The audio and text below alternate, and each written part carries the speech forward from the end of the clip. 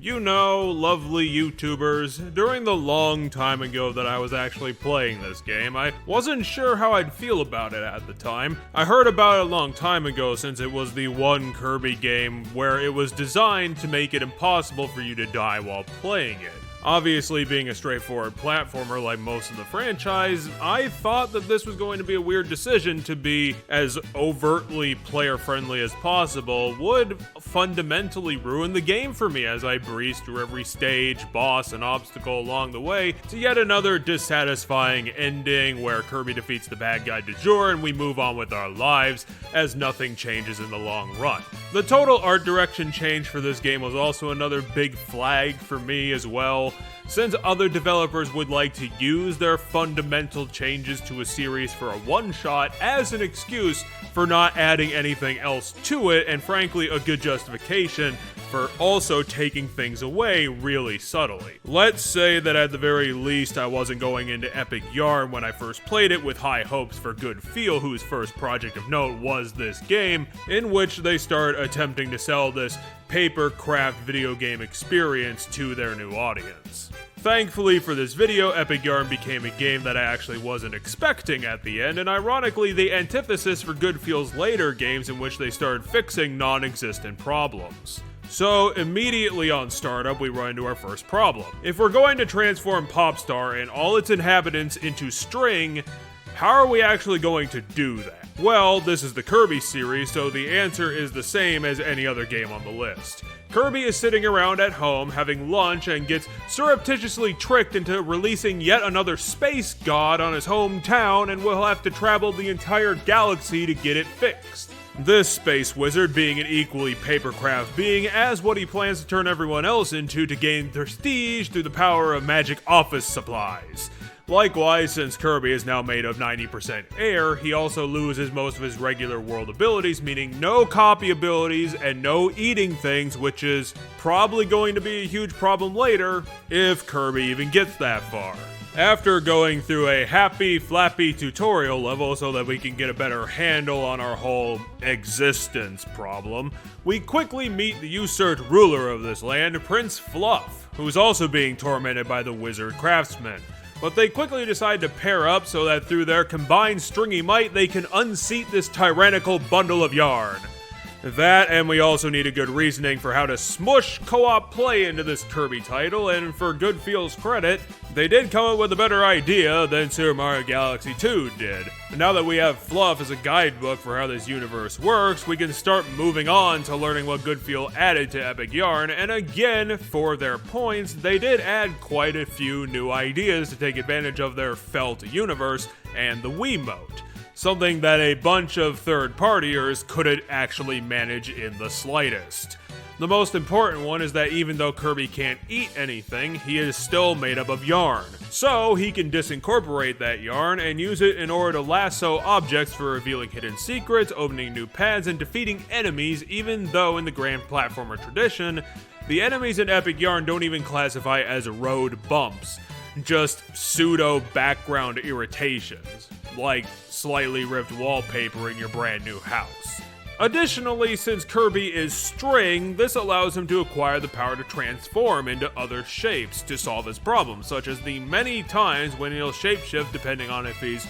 running, walking, gotten to the end of a level, being carried by your co-op partner, and more importantly, when you run into a vehicle section, which might be a swimming, digging, tank battling, or choo-chooing your way through a level. They're adorable and cute ways to freshen up regular platforming by giving us something that's usually low stakes and motion controlled to make for a nice bit of goofy gameplay and possibly a chaotic mess if you are playing this with two people, but,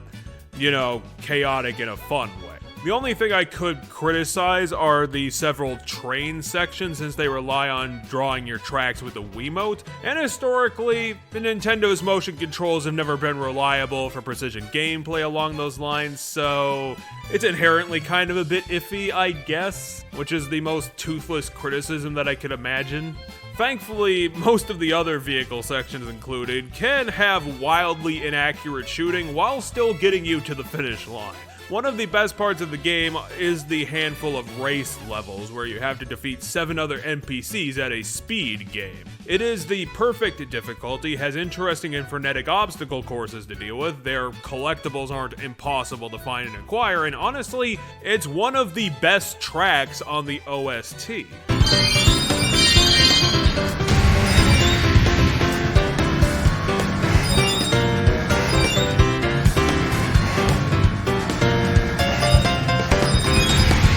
If nothing else, Goodfeel should get a lot of points for employing a brilliant composition team, since Epic Yarn is one of the most fantastic soundtracks in a series, recognized for having good music across the board, making the process of finding its sound test bits and bobs across the Felt universe actually worthwhile. But speaking of collecting things, while the big takeaway from Epic Yarn was the player can't actually lose at the game, and while this is absolutely true, the flip side to the downside is that while you can't actually die while playing, which is a shame that that's the case, you do lose the money that you pick up throughout the level, and without collecting enough beads and shiny objects through a level, this can actually lead you to failing to advance to new levels in the world you're playing, which means that there is a punishment for failure, just a strange, oddball, circuitous one, since the game targets your collectibles rather than having a true blue live system. But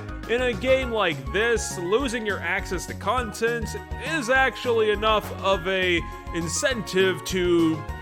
force you to actually be good at the game and keep you engaged in what you're playing. But on your end, on the other side of the screen, it's going to be the decision whether or not the punishment actually makes up for not having a traditional player failure system on you, because again, it's just losing out on levels. It's a true shame since they are varied and detailed with different backgrounds, hazards, and music to go find. Losing out on collectibles is pretty low stakes since the only thing you get from that is that at the beginning of the game, Kirby is given an apartment building for no reason that over time will get populated by random NPCs that rent out the place with no rhyme or reason, and Kirby should bring back the collectibles he finds on the road so that he can put them in specific apartments when demanded by his renters, and filling out that checklist lets you play short mini games with your renters, and by winning those you get to unlock different patterns and furniture items to put in the apartments again,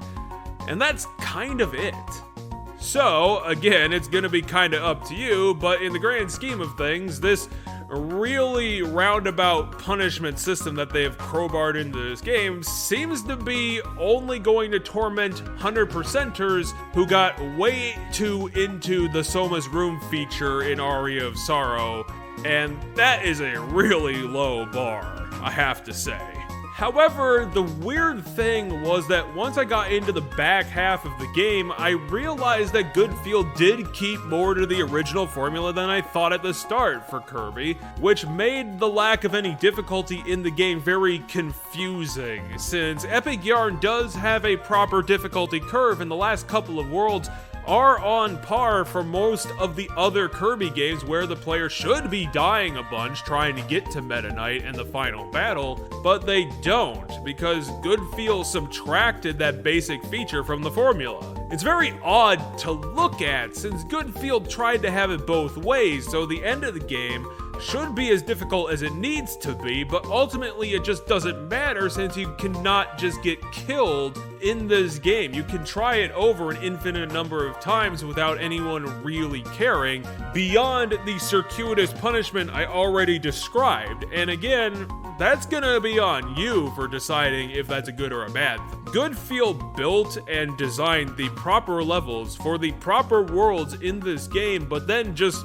threw out the whole dying part when designing the game in totality, and it's a true shame that it couldn't just be a straight, solid platformer, since it has everything there to not only be a legit part of the series,